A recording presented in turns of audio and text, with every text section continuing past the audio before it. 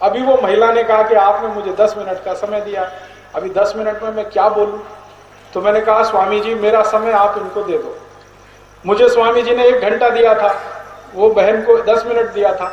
मैंने कहा स्वामी जी मेरा समय इनको दे दो। तो अच्छा स्वामी जी ने कहा बोलो जितना बोलना है। वो महिला ने एक कहानी सुनाई। वो कहानी सुन के पूरा हिंदुस्तान की सभ्यता और संस्कृति मेरे समझ में आई। कहने लगी कि मैं यहाँ सम्मेलन में आई हूँ, लेकिन मेरे घर में मेरी गाय बीमार है और मुझे यहाँ अच्छा नहीं लग रहा, लेकिन मैं आई हूँ। क्यों आई है? क्योंकि मुझे यहाँ बड़े बड़े देवताओं के दर्शन हो रहे हैं। उनसे पूछा गया भाई देवता कौन है? उन्होंने कहा ये जितने भी गोपालक हैं, गो संवर्धक हैं, मेरे लिए तो ये सब देवता समान है। क्योंकि भगवान कृष्ण ने भी गोपालन किया, गो संवर्धन किया, वो देवता थे, तो ये भी सब देवता हैं। तो मैं देवताओं के दर्शन करने आई हूँ। तो वो माता जी को मैंने एक प्रश्न पूछा कि आपकी गांव में गाय बीमार है, आपने उसका कुछ इंतजाम नहीं किया है? तो उन्होंने कहा हाँ इंतजाम तो मैं करके आई हूँ, लेकिन मेरा दिल तो नहीं लगता है, मेरा दिल चित्त तो वही है उसकी बीमारी में।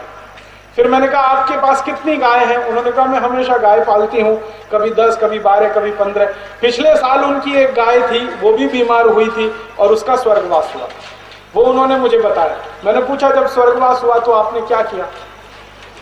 तो उन्होंने कहा गाय का जब स्वर्गवास हुआ, अंतिम समय आ गया, वैद्य जी ने बता दिया कि अब इसका अंतिम समय है, ये बचेगी नहीं, इसकी उम्र पूरी हुई है, अब ये जाएगी। तो उस महिला ने उस गाय को रामचरितमानस का सुंदर कांड सुनाना शुरू किया। रामचरितमानस का सुंदर कांड बीमार गाय को सुनाना शुरू किया। मैंने पूछा फिर क्या हुआ माता जी? उसने कहा कि सुंदर कांड जिस दिन समाप्त हुआ उसी दिन उसका जीवन भी समाप्त हुआ। माने गाय का जीवोत्सर्ग, प्राण तो चला गया उसी दिन जिस दिन सुंदरकांड पूरा हुआ। मैंने उसको एक अंतिम सवाल पूछा। मैंने कहा माता जी मुझे ये बताइए कि आपने अपनी गाय को सुंदरकांड क्यों सुनाया? तब उसने बहुत ही अच्छा जवाब दिया और वो जवाब सुनकर मैं दंग रह गया और मैंने मान लिया कि इस देश की माताएं कितनी इंटेलिजेंट हैं, कितनी अकल उनमें है। बिना पढ़ी लिखी माताओं में, बहनों में कितनी अकल है इस देश में।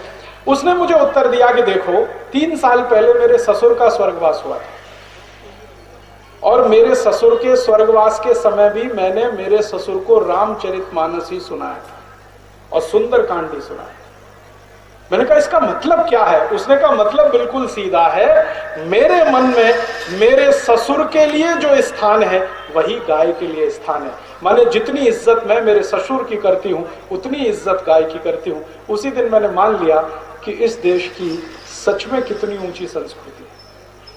पशुओं के बारे में हमारी मान्यता वहां तक चली जाए कि पशु संवर्धन करने वाला, पशु संरक्षण करने वाला देवता हो जाए और उसकी इज्जत हमारे परिवार के साधारण लोगों के, नजदीकी लोगों की इज्जत के बराबर आ जाए। तो उस देश में पशुओं का कत्ल हो और उनकी हत्या हो, ये सबसे ज्यादा निर्धन्य काम है, जघन्य काम है, निकृष्ट काम है। जितने कड़े शब्दों में इसकी निंदा की जाए उतना खराब काम। आर्थिक रूप से अगर आप देखें पशु हमारे लिए बहुत उपयोगी हैं। मान्यता में आप देखें पशु हमारे लिए बहुत ऊंचे हैं। मान्यता हमारी वहां तक है जब भगवान कृष्ण को गौपालक रहते हुए हम ईश्वर बना देते हैं और उनसे छोटे बलराम जो कृषि करते हैं वो उस कैटेगरी में नहीं आते हैं जिसमें कृष्ण आते। माने गोपालन करने वाले कृष्ण बलराम से ऊंचे, माने खेती करने वाले बलराम से कृष्ण ऊंचे हैं क्योंकि वो गौ पालन करते हैं। मान्यता भी हमारी पशुओं के बारे में बहुत ऊंची है। आर्थिक दृष्टि से भी पशु बहुत उपयोगी हैं। और तीसरा महत्वपूर्ण, हमारे देश में जो सबसे बड़ी महत्व की बात है कि हम पशुओं की रक्षा क्यों करना चाहते हैं। एक दिन मैंने ये बात समझने की दृष्टि से मेरी मां को एक प्रश्न पूछा कि हमारे देश में जीव दया क्यों करते हैं, प्राणी हिंसा क्यों नहीं कर सकते, जीवों को मारना पाप क्यों मानते हैं, जीवों की रक्षा करना धर्म क्यों मानते हैं, वगैरह वगैरह। ये मैंने मेरी मां से पूछा। मेरी मां ने उत्तर दिया कि देखो भारत की मान्यता है, भारत की मान्यता है वो ये कि हर व्यक्ति पुनर्जन्म लेता है। ये हमारी मान्यता है और ये मान्यता पूरी दुनिया में यूनिक है। ये मान्यता दुनिया के किसी भी दूसरे धर्म में नहीं है। मैंने क्रिश्चियनिटी की सारी धार्मिक पुस्तकें पढ़ी हैं, ओल्ड टेस्टामेंट पढ़ा है, न्यू टेस्टामेंट पढ़ा है। उनमें कहीं भी पुनर्जन्म नहीं है। मैंने कुरान पढ़ा है, हदीस पढ़ा है, उसमें भी पुनर्जन्म नहीं। इस्लाम की कोई भी धर्मशास्त्र में पुनर्जन्म नहीं है, ईसाइयत के कोई भी धर्मशास्त्र में पुनर्जन्म नहीं है, और भारतीयता का एक भी धर्मशास्त्र ऐसा नहीं है जिसमें पुनर्जन्म नहीं है। माने हर धर्मशास्त्र में पुनर्जन्म है। अर्थात हम भारतीय लोगों की सबसे बेहतरीन जो मान्यता है पूरी दुनिया में वो है पुनर्जन्म। और पुनर्जन्म के साथ एक सिद्धांत जुड़ा हुआ है कि कर्म फल से जन्म मिलता है। मैं अच्छे कर्म करूंगा, अच्छा जन्म मिलेगा, खराब कर्म करूंगा, खराब जन्म मिलेगा। और जन्म कितने मिल सकते हैं? तो हमने माना है कि 84 लाख योनियां हैं, इनमें से किसी भी योनि में आपको जन्म मिल सकता है। जो आधुनिक विज्ञानी हैं वो ये सिद्ध कर चुके हैं कि 84 लाख योनियों का मतलब क्या है। 84 लाख योनियों का मतलब है पूरे ब्रह्मांड में, जीव जगत में 84 लाख किस्म के जीव जंतु हैं, पशु पक्षी हैं, उनमें से एक मनुष्य है। मनुष्य से आगे और 83 लाख समथिंग हजार दूसरे जीव जंतु हैं। आपको मनुष्य जन्म मिला है, आपको आगे किसी दूसरे जंतु का जन्म मिल सकता है। आज मैं मनुष्य हूं, कल चींटी हो सकता हूं, मक्खी हो सकता हूं, मच्छर हो सकता हूं, छिपकली हो सकता हूं, सांप हो सकता हूं, मेढक हो सकता हूं, कुछ भी हो सकता हूं। मेरे कर्म फल से अगला जन्म मुझे मिलने वाला है। तो जब कर्म फल का सिद्धांत हम सबके साथ जुड़ा है तो हमने मान लिया कि अच्छे कर्म करो तो अगला जन्म मनुष्य का मिले, और अच्छे कर्म करो तो और अच्छा जन्म मिले, और ये कर्म इतने अच्छे होते चले जाएं कि तुम्हारा कर्मों का स्कोर इतना बड़ा हो जाए कि फिर जन्म लेने की जरूरत ही ना पड़े, सीधे मोक्ष हो जाए। ये हमारी कल्पना है। तो जब हमने ये मान लिया है कि मनुष्य जन्म हमें कर्म फल से मिलता है, आज मैं मनुष्य हूं, कल मेरे कर्म खराब हुए, मैं चींटी हो सकता हूं, मक्खी हो सकता हूं, मच्छर हो सकता हूं। अब मनुष्य होते हुए मैंने किसी चींटी को मारा, मैंने किसी मक्खी और मच्छर को मारा, मैंने किसी गाय को मारा, कल को मेरा जन्म गाय का हुआ, मुझको किसी ने मारा।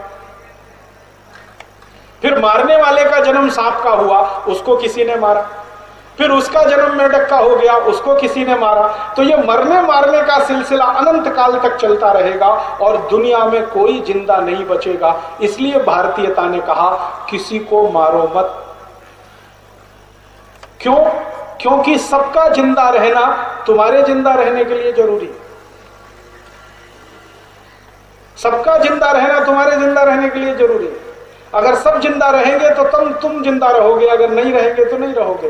तो हमने हमारे देश में एक मान्यता बनाई अहिंसा की कि कोई किसी को ना मारे, और इसको बहुत सुंदर तरीके से व्याख्यायित करने वाले जो महान लोग हुए उनमें महावीर स्वामी एक हैं। उनको ये ज्ञान हो गया, ये समझ हो गई कि प्रकृति में जितने भी जीव जंतु हैं इनका कहां कहां क्या क्या कर्म है, क्या क्या रोल है, क्या क्या संतुलन बनाने में महत्वपूर्ण भूमिका है।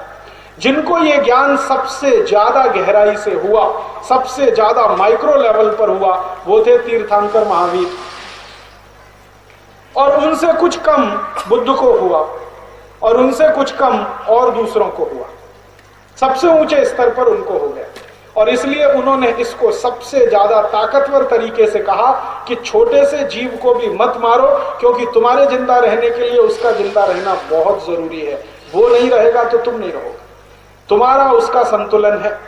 ये संतुलन उन्होंने समझाया और उसी को धर्म के आवरण में बांधा। सिद्धांत अहिंसा का है, आवरण उस पर धर्म का है। कारण हम धर्म की बात जल्दी समझते हैं, तर्क की बात नहीं समझते।